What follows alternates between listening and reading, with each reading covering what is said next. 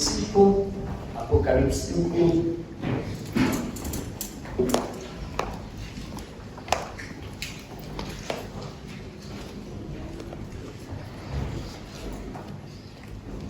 Versículo 11 e 12, versículos 11 e 12, Apocalipse 5, 11 e 12.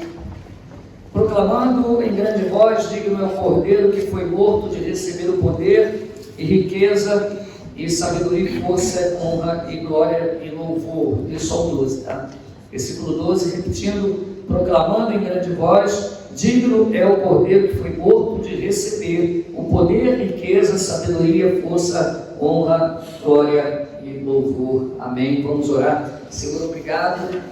Deus, nesta manhã, rendido graças a Ti pela Tua misericórdia e fidelidade, especialmente por enviar o Teu Filho Jesus para morrer por nós na cruz. Por isso, Senhor, nós repetimos, digno é o Cordeiro de receber o louvor, a honra, a glória e o poder pelos séculos dos séculos. Te agradecemos por tudo, em nome de Jesus Cristo. Amém. Os irmãos podem se assentar.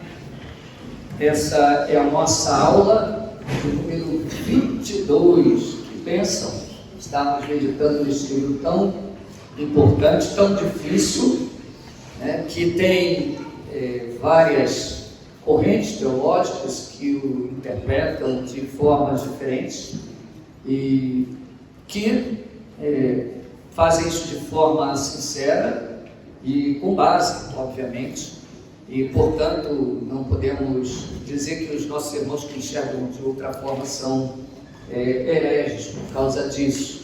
Mas estamos aqui procurando olhar o Apocalipse de uma forma que dá prioridade a uma escola futurista. Isso significa que a maior parte do livro, em nosso estudo, é vista como pertencendo a algo que ainda está para acontecer, algo que ainda está no futuro. Nós também utilizamos aqui um método de interpretação histórico-gramatical que preserva, à medida do possível, a literalidade do texto e também temos seguido uma corrente progressiva da revelação. Ou seja, esse estudo, essa exposição, ela vê o Apocalipse como uma progressão cronológica de fatos, tá bom? Então é dessa forma que nós estamos aqui interpretando o livro.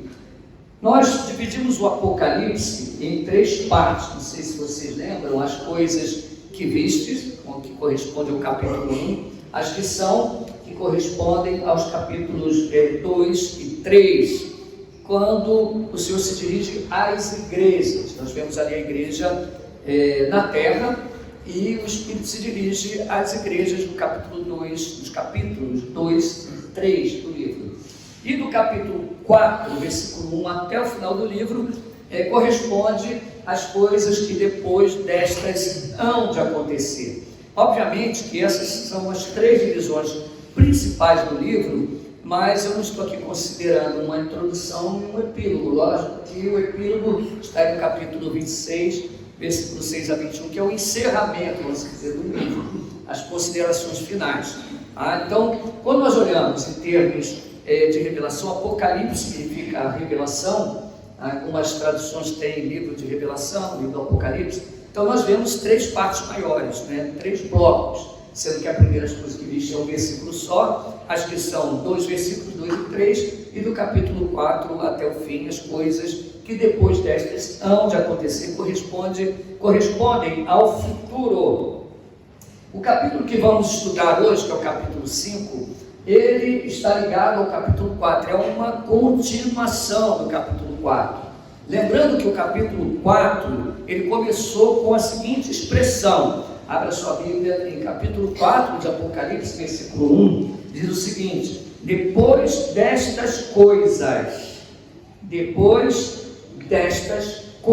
dá início às coisas que depois destas hão de acontecer. Depois do quê? Das coisas que foram dirigidas às igrejas, que o Espírito se referiu às igrejas. Quem tem ouvido, ouça o que o Espírito diz às igrejas.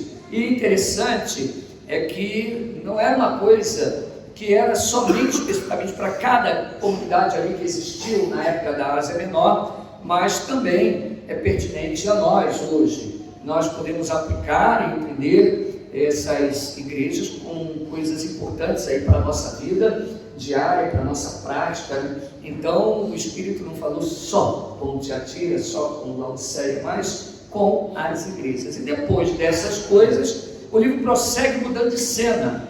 Nós vimos na última aula que a cena muda da terra para o céu. A igreja agora, seguindo uma visão, uma escola de interpretação que dá uma continuidade, uma progressão, nós vemos agora que nessa linha cronológica, a igreja agora ela é vista no céu. Ela está ali representada pelos 24 anciãos, 2 grupos de 12, que nos remetem à igreja em todo o tempo, ou seja, todo o povo de Deus reunido.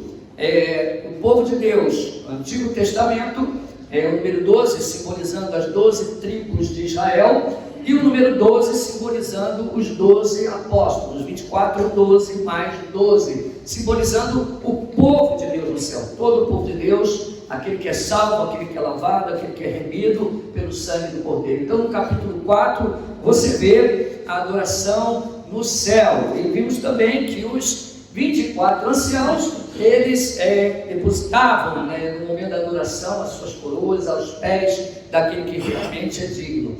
Não negamos que existe galardões para a igreja, para os servos de Deus. Seremos recompensados pelo Senhor, sim, mas afinal das contas, tudo vem do Senhor, tudo é graça, tudo é misericórdia dele. Por isso que os anciãos se prostravam diante do Senhor e diziam, digno és de receber toda a honra, toda a glória. Como se eles falassem, nós temos essas coroas na cabeça, mas na verdade tu és digno, tu és o Senhor. O Senhor é que comprou todas as tribos, línguas, povos, nações com o teu sangue. E o capítulo 5 ele dá continuidade. Nós vimos que tem um livro à destra daquele que está sentado no trono. Nós vemos uma visão do Deus Trino. Lembram da última aula? Existe alguém sentado no trono que João não vê a forma, mas vê a sua glória. Nós vemos os 7 Espíritos de Deus, a plenitude do Espírito Santo presente na visão. E agora nós vamos ver também o Cordeiro de Deus, Jesus Cristo, presente nesta visão. Ou seja, a igreja ela é introduzida ao céu, a presença de Deus, e ali nós vemos que ela já galardoada, ela já tem coroas na cabeça, ela já foi galardoada, ela já foi, vamos assim dizer, recompensada pelas suas obras. Nós na última aula falamos que há uma diferença entre o bema de Cristo e o tribunal do juízo final, o juízo do grande trono branco. Muitas pessoas confundem essas coisas. A igreja não vai comparecer a um juízo para ser condenada, porque as nossas obras elas já foram julgadas na cruz. Cristo morreu por nós, ele pagou o preço, ele substituiu a nossa morte na cruz. Portanto, a igreja não comparece a um tribunal para ser levada ou para o inferno ou para o céu. Não teria cabimento isso. A igreja foi julgada, e ela já as obras do crente que são julgadas no bema. Se são obras de paga, de feno, de madeira, se queimará. Se as obras do cristão são feitas de ouro, pedras preciosas e prata, ela é purificada no fogo. O fogo a purifica, mas Paulo ainda diz: o tal não será condenado. Todavia, ele é salvo como uma brasa retirada do meio do fogo. Em outras palavras, o cristão pode ser censurado por Cristo por não ter sido fiel ao seu chamado, aquilo que ele recebeu, porém jamais vai perder a salvação. Então esse é o tema para a igreja. É diferente do juízo do trono branco, quando as pessoas que comparecem até esse juízo, eles podem ser condenados no juízo final, tá bom? Serão condenados. Portanto, há uma diferença de julgamento. Nós não vamos entrar aqui, nosso objetivo na EBD não é falar de escatologia, porque existem julgamentos diferentes na escatologia. Existem outros julgamentos, por exemplo, o julgamento das nações, que é outra coisa também. Mas não vamos entrar nessa questão. A questão para a gente aqui é o seguinte: é o Apocalipse, é a ordem cronológica, é uma progressão de fatos, e aqui, depois dessas coisas, a igreja é vista no céu. E vamos aqui observar algumas coisas que a igreja verá. Mas antes, notemos que os capítulos estudados, então, frisando bem, estão sendo interpretados, priorizando a ordem progressiva e cronológica de acontecimentos. Segundo, o capítulo 5 prossegue o relato que sucede no céu para a igreja, e esse capítulo fará uma introdução aos eventos que ocorrerão na terra durante a grande tribulação. É importante esses capítulos, reparem, eles fazem parte das coisas que vão acontecer, tá? Porém, há uma espécie de introdução, onde a igreja é vista do céu, e é um preparo para o relato que vem após, quando a cena volta para a terra, inicia-se um período de juízo, de derramar de ira, derramar de justiça. E é interessante você estudar e ver esse capítulo, porque você vai ver que aquele que abre o livro, aquele que é digno de derramar o julgamento, o juízo sobre a terra, é o Cordeiro. Ele é que vai fazer isso. E nós vamos ver isso no contexto desse capítulo 5. Então vamos acompanhar aqui a leitura inteira do capítulo. Vi na mão direita daquele que estava sentado no trono um livro, escrito por dentro e por fora, de todo selado com 7 selos. Então, como é esse livro? É como existia naquela época. Você pegava o rolo e cada volta que você dava, selava. Aí você dava uma outra volta, selava, outra volta, selava, outra volta. E no último, você selava ele inteiro. Alguém tem uma folha aqui, para ficar bem claro, uma folha que possa me emprestar? Que vai jogar fora, tá? Só para você ter uma ideia, mais ou menos, de como está falando aqui.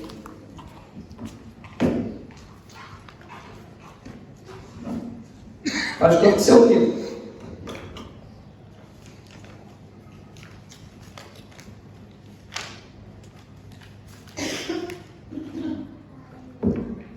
Prende com selo. Prende com selo. De novo. De novo. E o último. Prendeu tudo. Deu para entender como é que é? Ficou fácil agora, né? E aí, quando abre? Abre o primeiro. Abre o segundo, abre o terceiro e abre o outro. E ele estava escrito por dentro e por fora, ou seja, tudo totalmente é escrito, ou seja, ele contém a totalidade do que vai acontecer. A totalidade. Tudo que vai acontecer está escrito ali. Então está escrito por dentro e por fora. Está na mão do que está sentado no trono. Lembra do capítulo 4? Então aqui é Deus Pai. Ele está aqui com o livro. Esse livro contém a justiça, a ira, o julgamento. E o texto prossegue, versículo 2. Vi também um anjo forte. O anjo forte é um anjo poderoso, que proclamava em grande voz e disse: quem é digno de abrir o livro e de lhe desatar os selos? Então o livro está na mão direita do que está sentado no trono. Ele pergunta: quem? O anjo diz: quem é digno de pegar esse livro e desatar os selos? Quem é digno?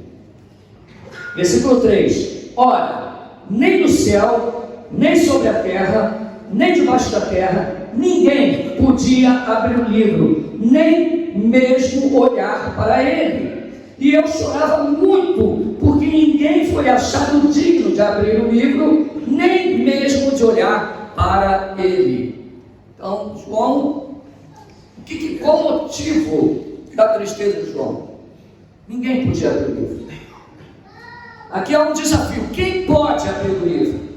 Quem pode exercer justiça sobre todos que ao longo de todas as eras sofreram duramente por amor à verdade.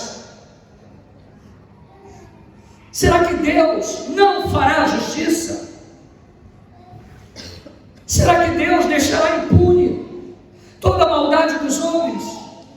Cristo, ele diz em Mateus capítulo 5, no Sermão do Monte: bem-aventurado aquele que tem fome e sede de justiça, porque serão saciados. Olhamos para os nossos lados e vemos somente imundícia, injustiça, podridão. Quem pode fazer justiça? Presidente da República que pode ser eleito, políticos, Congresso Nacional, juízes. Quem pode fazer a justiça? Algum anjo desceu do céu? Quem é digno? João chorou, e eu vejo em João aqui o choro de todos nós. É o choro da humanidade, é o choro de Romanos capítulo 3, versículo 10. Não há um justo, nenhum sequer, porque só pode fazer justiça aquele que é justo.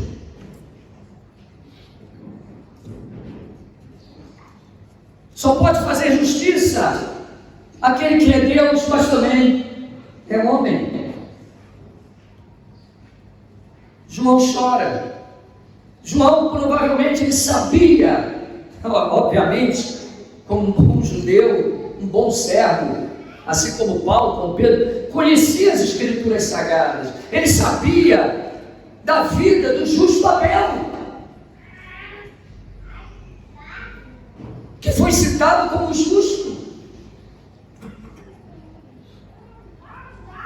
Mas Abel, que estava ali também, se representando naqueles 24 anciãos, ele não pôde pegar o livro. Talvez Noé pudesse abrir o livro, o pregoeiro da justiça, aquele que achou graça diante de Deus, entrou na arca. Noé, talvez você possa abrir o livro. Não, eu saí da arca, tomei um pó e fiquei nu. Já sei, talvez Abraão pudesse abrir os selos, executar a justiça. Não, Abraão também pecou. Ele mentiu em relação à sua esposa. Todos quietos. Imagine a cena como a nossa agora. Todos quietos diante do desafio do anjo poderoso. Quem é digno? Nem o anjo podia. Nem o anjo. Talvez Daniel. Deus deu testemunho de Daniel. Deus deu testemunho de Samuel, um homem que foi entregado para ser criado no templo desde criança. Ou melhor, na casa do sacerdote ali. Mas Samuel também pecou. Quem pode? Elias, Ezequiel, Jeremias. Quem? Nenhum. Irmãos, vocês estão vendo a cena? Ninguém pôde abrir o livro, nem olhar para ele. Porque se formos sinceros, nós pedimos justiça, mas nós somos injustos desde quando nascemos. Somos injustos. Quando olha Caleb e o Samuel, o Caleb faz a arte, mas acusa o Samuel. O Daniel faz a arte e acusa o Rafael. A Helena faz a arte e diz que foi o Miguel. E o irmão às vezes apanha. São injustos desde pequeno. Talvez João, então vamos olhar para a igreja. Vamos olhar para o outro grupo dos 12. Pedro, abre o livro aí, Pedro. Eu neguei o Senhor.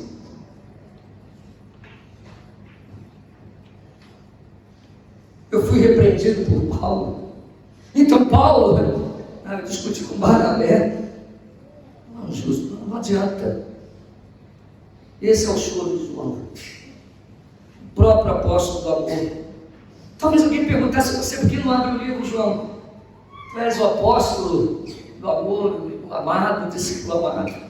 Mas não é bem assim, né?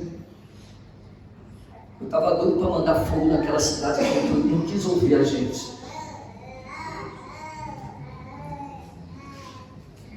Quem é digno de abrir de olhar? Ninguém. Versículo 5, todavia, um dos anciãos me disse: não choreis, não chores. Eis que o leão da tribo de Judá, a raiz de Davi, venceu para abrir o livro e os seus 7 selos. Nosso campeão, nosso rei, nosso general, nosso comandante, nossa esperança, nosso Deus, com o Pai e com o Filho. Não chores, meus irmãos, não se desesperem, não chorem, porque o leão da tribo de Judá, a raiz de Davi, venceu para abrir o livro e os seus 7 selos. Ele é digno de executar a justiça. Ele fará justiça quando ele descer das nuvens para dar fim à injustiça, dar fim à maldade, dar fim ao anticristo. Ele é digno para derramar o juízo e a ira de Deus. Ele é digno de julgar a terra. Ele é o leão da tribo de Judá. Ele é aquele que é mencionado em Gênesis, quando Jacó vai abençoar os seus filhos e Judá se apresenta. Jacó já velhinho. E quando ele vai abençoar os seus filhos, Judá se ajoelha, todo desajeitado. E Jacó diz: Judá, você se ajoelha como um leão, como um leãozinho, à espera da presa. O cetro não se arredará de Judá, até que venha Siló, e a ele os povos obedecerão. Que coisa fantástica, gloriosa! Ele é o leão da tribo de Judá. Ele é aquele que os povos obedecerão e reinará com cetro de ferro, conforme diz as Escrituras. Mas ele também é a raiz de Davi. Ele é descendente ao reino. Ele é aquele que Deus prometeu a Davi, que lhe daria uma casa eterna, um reino eterno, um trono eterno. Ele é o herdeiro do trono. Ele é o segundo Adão. O que Adão não fez, Adão não guardou a terra que Deus criou. Muitas pessoas esquecem também desse aspecto escatológico do domínio do homem sobre a terra, que tem que se cumprir. E Cristo, Ele é o segundo Adão, o nosso cabeça, nosso representante federativo,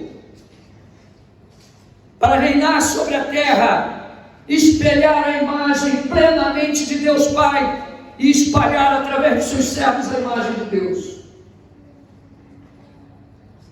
Ele é a raiz de Davi, governará. Ele é aquele que ocupa o trono eterno. E eles disseram: não chore, João. Eis aí o leão da tribo de Judá, a raiz de Davi. Ele venceu para abrir o livro e desatar os selos. E aí João relata: então vi no meio do trono e dos 4 seres viventes, e entre os anciãos de pé, um cordeiro. Ele é o leão e é o cordeiro. Um cordeiro, como tendo sido morto. Ele tinha 7 chifres, a totalidade do governo, 7 olhos, a onisciência, que são os 7 Espíritos de Deus enviados por toda a terra. Ele tem em si a plenitude da divindade. O Cordeiro que foi morto, ele também é Deus. Ele é Deus. Veio, pois, olha que autoridade, veio, pois, e tomou o livro da mão direita daquele que estava sentado no trono. Ele é aquele que pega o livro.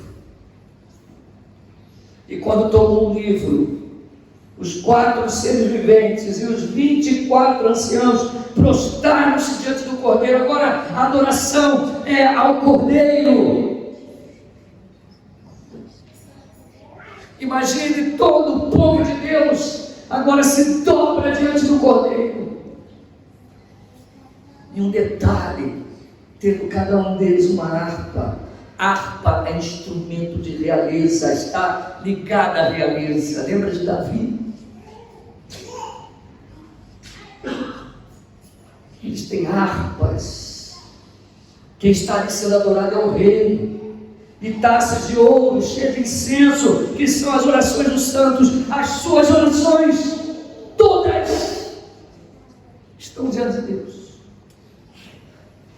Todas. Que coisa maravilhosa saber que o nosso sumo sacerdote, que o nosso intercessor, ele está ali para fazer justiça e vingar o sangue dos santos. Versículo 9, entoava um novo cântico dizendo: digno és de tomar o livro. Agora o cântico, por que eles estão cantando? Porque ele é digno de tomar o livro e abrir-lhe os selos. Ele está sendo adorado porque ele é digno de fazer justiça. Ele é digno de pegar o livro, de abrir os selos. E por que ele é digno?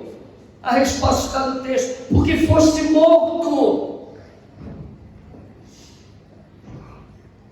Ele é justo, morreu por nós, por isso tu és digno, e com teu sangue compraste para Deus os que procedem de toda a tribo, língua, povo e nação.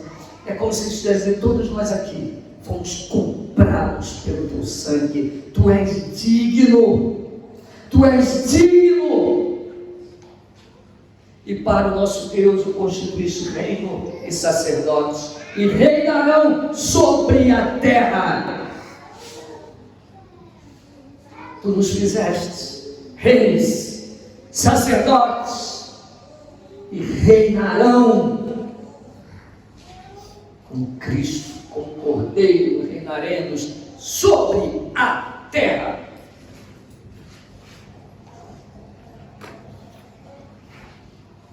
Ele continua: vi ouvir uma voz de muitos anjos ao redor do trono, dos seres viventes, dos anciãos, cujo número é de milhões, milhões e milhares de milhares, proclamando em grande voz: digno é o Cordeiro que foi morto de receber o poder, a riqueza, a sabedoria, a força, a honra, glória e louvor. Repare, primeiro quem adora é a igreja. Depois quem adora são os anjos. Olha que coisa maravilhosa está acontecendo ali no céu. A voz de milhões e milhões e milhões adorando: digno é o Cordeiro, o Senhor nos comprou, o Senhor morreu por nós. Aí daqui a pouco os anjos, todo o exército celestial começa a adorar o Cordeiro também. O mistério de Deus na igreja fica claro diante dos anjos, que adoram o Cordeiro pelo que ele fez. E aí chega o versículo 13. Repare, primeiro a igreja, os anjos. Depois, versículo 13: então ouvi que toda criatura que há no céu e sobre a terra, debaixo da terra, sobre o mar e tudo que neles há, estava dizendo: aquele que está sentado no trono e ao Cordeiro seja o louvor, a honra, a glória, o domínio pelos séculos dos séculos. Agora todos em uma só voz, toda criatura. Que adoração fantástica ao Cordeiro. pelas suas obras. E os quatro, versículo 14, os quatro seres viventes respondem amém. Também os anciãos prostraram-se e adoraram. Todos adoraram o Cordeiro. Esse capítulo é muito importante, porque quando você olha o capítulo 6, há uma progressão cronológica, não tem como não ter. O livro de Apocalipse continua. O capítulo 6 ele abre como? Viu quando o Cordeiro agora, ele abre os 7 selos. Ele começa a abrir o livro e ouviu um dos 4 seres viventes dizendo, como se fosse voz de trovão: vem!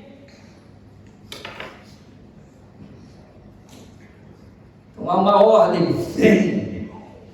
E aí sai o primeiro cavaleiro, é o cavalo branco.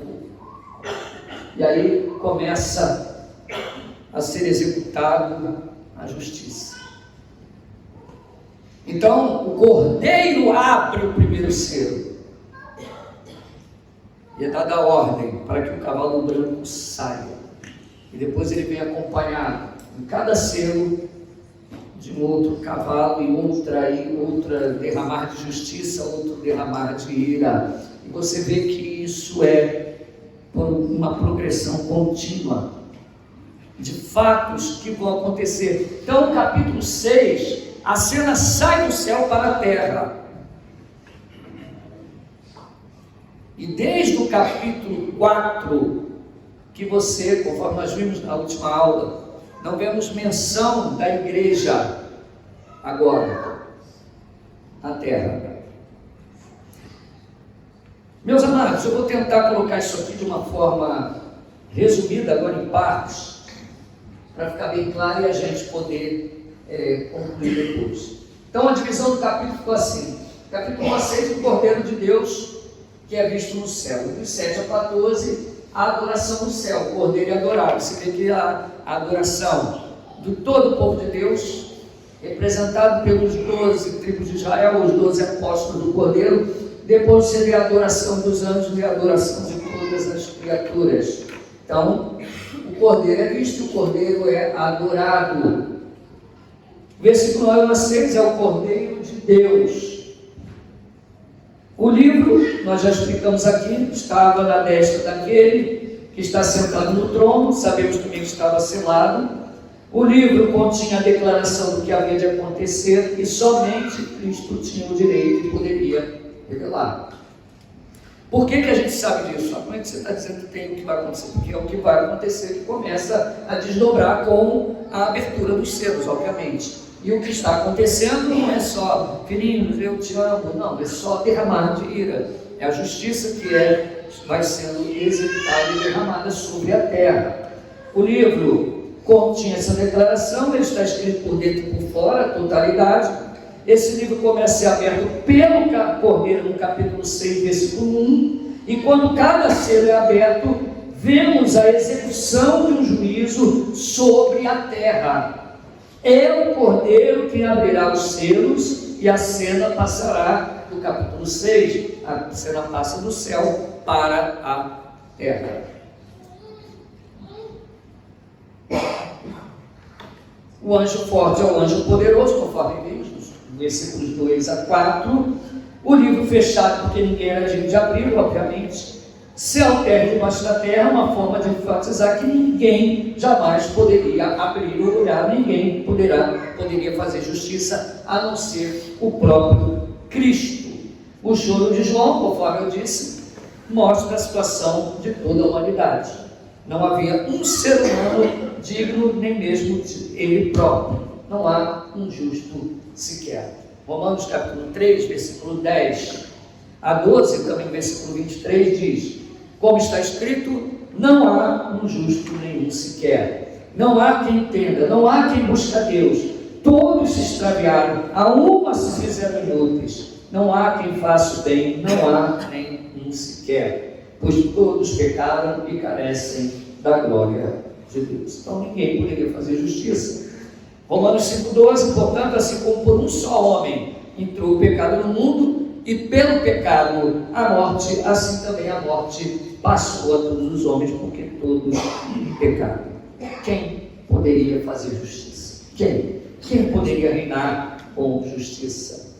No versículo 5, há títulos que estão relacionados a Israel e ao reino, que são dados aqui a Cristo, tá bom? Isso é um indício do que vai acontecer depois. Ele é o leão da tribo de Judá. Eu já citei aqui, mas aqui está o versículo e o texto que eu citei, que é Gênesis capítulo 49, versículos de 9 a 12. Judá é leãozinho, da presa subiste, filho meu, encurva-se e deita-se como leão, e como leoa quem o despertará. O cetro não se arredará de Judá, nem o bastão diante de seus pés, até que venha Siló, e a ele obedecerão os povos. Até que venha Siló, e a ele obedecerão os povos.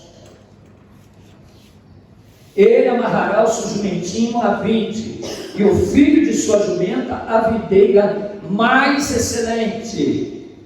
Lavará suas vestes no vinho e a sua capa em sangue de uva. Seus olhos serão cintilantes de vinho e os dentes brancos de leite. Uma referência ao Senhor. Então ele é o leão da tribo de Judá. Mateus capítulo 1, versículo 2 mostra da onde Jesus vem. Livro da genealogia de Jesus Cristo, filho de Davi, filho de Abraão. Ele é descendente de Davi. Mas também, versículo 2 diz: Abraão gerou Isaac, Isaac Jacó, Jacó a Judá e a seus irmãos. Então Judá, ele é príncipe entre os seus irmãos. E é dali que Cristo vem, é dali que Davi veio, a tribo de Judá. Ele é a raiz de Davi, refere-se a Jesus como descendente de Davi. Isaías capítulo 11, versículos 1, 2 e 10. Do trono de Jessé sairá um rebento, e das suas raízes um renovo. Repousará sobre ele o Espírito do Senhor.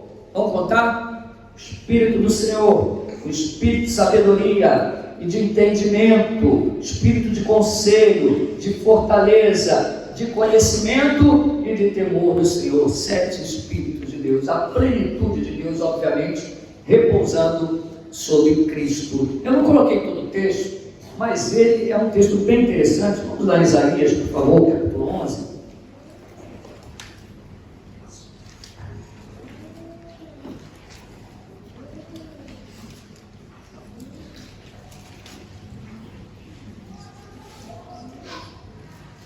Isaías, capítulo 11.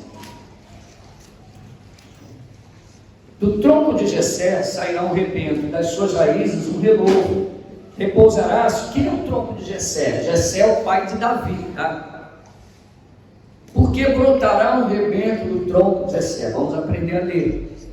Porque a casa real foi aparentemente cortada.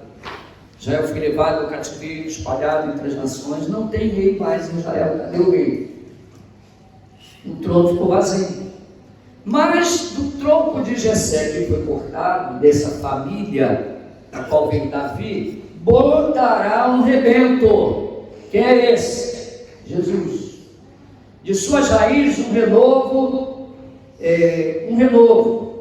Repousará sobre ele o Espírito do Senhor, o Espírito de sabedoria, o Espírito de entendimento, o Espírito de conselho, de fortaleza, o Espírito de conhecimento e temor do Senhor.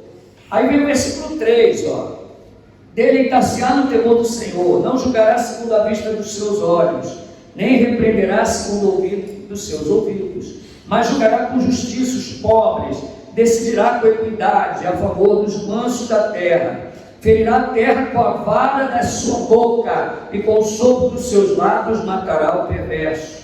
A justiça será o cinto dos seus lombos, e a fidelidade o cinto dos seus rins.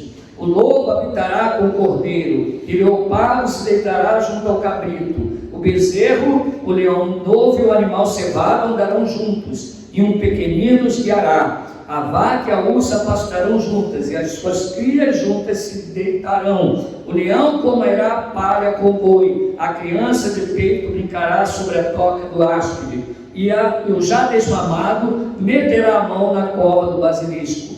Não se fará mal mal, nem dano algum em todo o meu santo monte, porque a terra se encherá do conhecimento do Senhor, como as águas cobrem o mar. Naquele dia recorrerão as nações à raiz de Jessé, que está posta por estandarte dos povos, a glória lhe será a morada. Naquele dia, o Senhor tornará a estender a mão para resgatar o restante do seu povo, que for deixado da Síria, do Egito, de Patros, da Etiópia, de Elão, de Siná, de Ramate, das terras do mar. Levantará um estandarte para as nações, ajuntará os desterrados de Israel e os dispersos de Judá, recolherá desde os 4 confins da terra. Afastar-se-á a inveja de Efraim, e os adversários de Judá serão eliminados.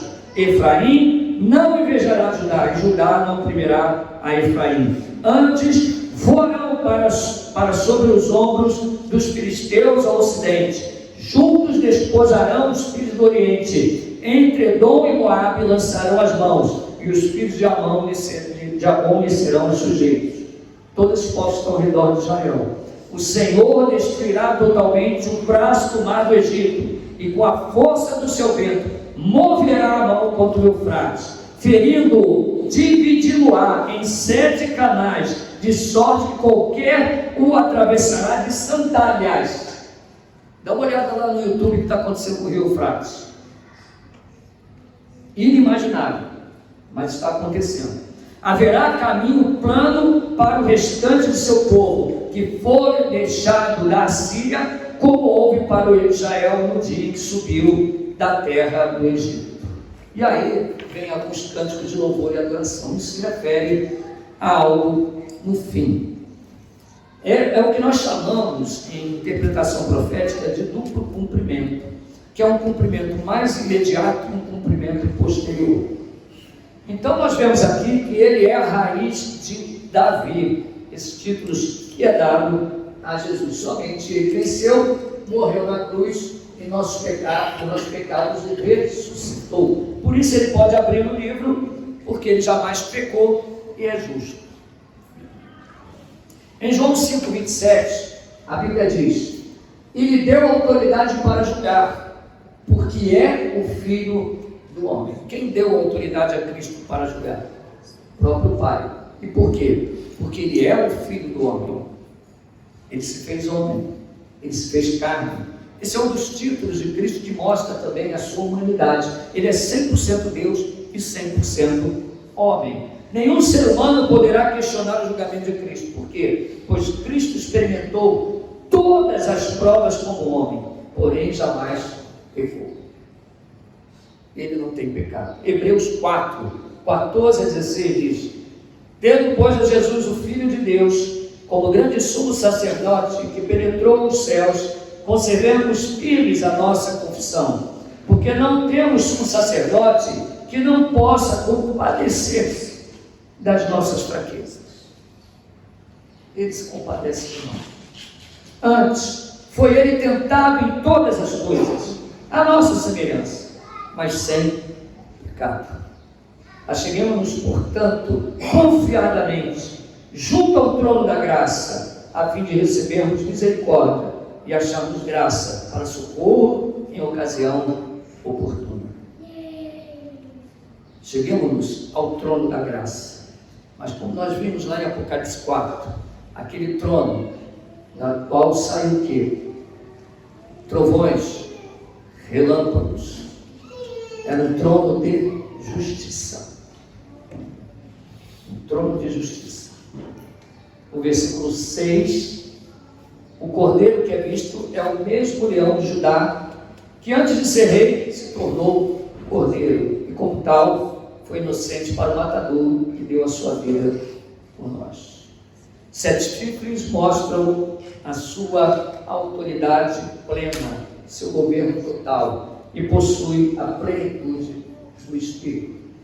Aí vemos a adoração no céu, versículo 7 a 14, Cristo é adorado pela igreja, e vemos ele pegando o livro. Quando ele toma o livro, os 4 seres viventes e os 24 anciãos prostram-se diante do cordeiro. tendo cada um deles uma harpa e taça de ouro cheia de incenso, que são as orações dos santos. E o motivo da adoração é porque ele é digno, ele tomou o livro, abre os selos, e porque ele é digno? Porque ele foi morto, e com sangue comprou para Deus, que procede de toda tribo, língua, povo e nação. Para nosso Deus construídos, reino, sacerdotes, e reinarão sobre a terra. Ele é adorado por tudo isso. Um detalhe: nossas orações são valiosas. Ele é adorado porque por seu sangue nos comprou, também nos fez reino e sacerdotes. Já nos fez. Nós somos sacerdotes. Em um aspecto, nós já reinamos com Deus. Porém, e reinarão sobre a terra. Aqui já muda o tempo para o futuro, para um outro aspecto do reino. Quem reinará? Quem reinarão? Isso se refere aos 24 anciãos, ou seja, todo o povo de Deus.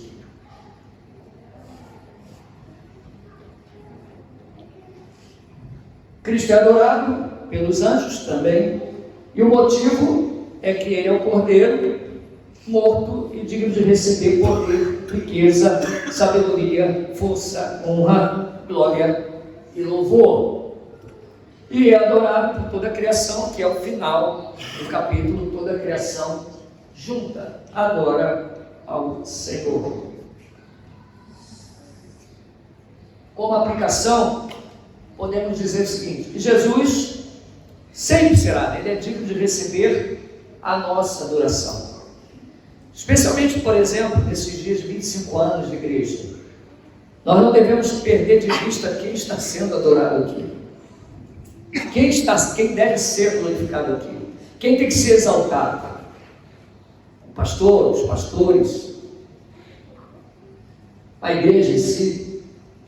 O que conseguimos aqui que não tenhamos recebido por graça e misericórdia do Senhor? Nossa vida é muito frágil, irmãos. Nossa estrutura passa rápido. Somos como a erva que murcha e seca. Nossos dias, conforme diz o Salmo, sobe aos 70. Quem tem mais de 70 aqui? O Salmo diz: os que têm mais vigor chegam a 80. Os que têm mais vigor. Olha, considere, se você que tem mais de 80 anos, um homem e uma mulher fortes. Temos a Laudelina, temos o meu pai, mas vai diminuindo já nela. E os que passam disso, o Salmo diz, é enfado e canseira. Nossa vida passa. Se Deus quiser, com um sopro da sua boca, Ele tira a nossa vida. Devemos agradecer a Deus a cada dia porque estamos vivos. Fazer algo aqui nesta igreja é um privilégio. Portanto, a coroa e a recompensa ela tem que ser atirada aos pés do Senhor, porque Ele é que é digno de toda a honra e de toda a glória. Devemos nesses dias exaltar o Cordeiro, adorá-lo de toda a nossa força, todo o nosso coração, e não se firmar em nosso próprio entendimento ou força. Jamais devemos cair nessa tentação. Os homens são provados em seus louvores também. Essa igreja já foi provada com muitas aflições. Passamos provas de falta de dinheiro, passamos provas de rebeliões, passamos provas com pessoas obstinadas, passamos provas com perseguições. Vivemos em uma época tranquila. Eu já ouvi de muitos irmãos dentro da igreja: olha, a igreja nunca passou uma frase tão tranquila. Sim, é verdade. Mas podemos estar sendo provados também na tranquilidade. Qual a nossa resposta diante de tudo que Deus tem feito? A resposta é como a do salmista: bendize a minha alma ao Senhor, e tudo que é em mim, bendiga o seu santo nome. Bendiga a minha alma ao Senhor, e não te esqueças de nenhum dos seus benefícios. É Ele que te dá emprego, é Ele que te dá saúde, é Ele que dá dinheiro, é Ele que deu essa igreja para nós, é Ele que nos dá a palavra, nos alimenta em cada culto. Então, conforme toda a igreja, conforme todo o povo de Deus, reunido em todas as eras, devemos dizer: digno é o Cordeiro, juntarmos a este coro e dizer: digno é o Cordeiro de toda a honra, de toda a glória, de todo louvor, de todo poder, porque Ele nos comprou com o seu sangue, Ele foi morto e ressuscitou. Ele julgará a nossa causa com justiça, Ele fará justiça. Engana-se o homem, engana-se os políticos corruptos e ditadores, enganam-se os juízes mau caráteres, enganam-se, como se nunca houvesse justiça. Um dia haverá justiça, queira você acreditar ou não. Ele virá, Ele virá. Você terá uma surpresa. Cristo virá e fará justiça. Digno Ele é de receber toda a nossa adoração. Louvor, quando subir aqui, cante de toda a alma. Não seja algo mecânico para vocês vir aqui cantar. Conduzir a adoração de uma comunidade local é um privilégio e é graça. E de Deus dom é você, é Deus. Você diz: ah, me esforcei muito. Ah, também Deus moveu você a se esforçar. Porque se Ele quiser, você perde a voz. Se Ele quiser, você perde os seus dedos. Se Ele quiser, eu não consigo mais pregar. Ele é digno de toda a honra e toda a glória. Seremos eternamente gratos ao Senhor. Essa é uma consequência do que nós aprendemos hoje. A igreja no céu adorando, Israel ali presente, nas 12 tribos, a igreja presente, os 12 apóstolos, juntos, um só povo, adorando a Deus. Um só povo, um só povo. Outra aplicação: somente Jesus pode executar a justiça, pois sua vida justa e santa foi oferecida em nosso lugar. Essa é a nossa conclusão. Só Ele vai poder fazer isso. Isso reverbera outra coisa. Existem muitos de nós que muitas vezes temos algum vislumbre: ah, vai ter justiça agora. Ah, o governo tal vai fazer justiça. Ah, fulano tal. Irmãos, não se decepcione. Alguns até pensam: ah, eu vou fazer isso com meu filho, quando ele crescer, ele vai cuidar de mim, ele vai... Irmãos, cuidado. Justiça, só Cristo pode fazer. Ele não vai nos decepcionar, com certeza. Certamente reinaremos com Cristo. Outra consequência de tudo que nós vimos aqui: nós reinaremos com Cristo. Existe o aspecto do reino que se cumpre agora, mas ao meu ver, pelo Apocalipse, pelas Escrituras, há um aspecto que ainda se cumprirá de forma plena. E nós reinaremos com Cristo. A igreja será exaltada na terra. Será exaltada. Porque até agora, irmãos, por favor, basta a gente olhar. A igreja não é exaltada. Ela é vilipendiada. Ela é humilhada na terra. E está aumentando cada vez mais. Você fala de igreja? Não. Até aqueles que você põe confiança: ah, esse fulano de tal é conservador e tal. Ele começa a falar: não, vai melhorar. E você: não é Jesus. Não é negócio de Jesus. É a nossa justiça, Irmãos, é Cristo e pronto. Não tem como. Lógico, nós sempre devemos julgar entre o menos pior e o pior. Felizmente, sempre será assim. Mas justiça só em Cristo. Outra coisa interessante que nós vimos: nossas orações, súplicas e intercessões estão perante o Senhor. Sempre. Invista tempo em orar. Todas as manhãs aqui, todas as quintas-feiras estamos aqui orando. E como Deus tem nos dado vitórias, como temos tido experiências assim maravilhosas orando. Quem não vem, perde. Eu sei que é um horário feito para quem não está trabalhando, né? É um horário feito para quem não está de serviço, mas se você está tranquilo, vem, não custa nada, vem que horário. Você vai ver como a gente tem sido abençoado. Nossa sede de justiça será saciada. Bem-aventurado os que têm fome e sede de justiça, porque serão fartos. Foi a frase, né? Ou melhor, o versículo que eu iniciei o meu trabalho de conclusão do curso lá no Martin Luther. Eu falei sobre política e Estado e igreja, e no início eu ponho esse versículo em destaque, né? Bem-aventurados os que têm fome e sede de justiça. Quem tem? Eu vou dizer uma coisa para você. Quando Jesus, já vou terminar, ele começa o Sermão do Monte, vamos imaginar o seguinte: ali é o rei, e ele está fazendo o programa de governo dele, né? O plano de governo. Não será o seu rei. Ele apresenta o seu programa. Bem-aventurados os humildes. Quem vai ter lugar nesse reino? Os humildes, os mansos, os que têm fome e sede de justiça. Ele mostra como será o seu governo, como será o seu reino. Que Deus nos abençoe, que continuemos colocando a nossa esperança em Cristo. Na próxima aula, as coisas vão mudar de cena. E aí, nós vamos passar do céu para a terra. Enquanto tudo é festa, algo não vai estar tão bom em outro lugar. Amém? Vamos ficar de pé e agradecer ao Senhor.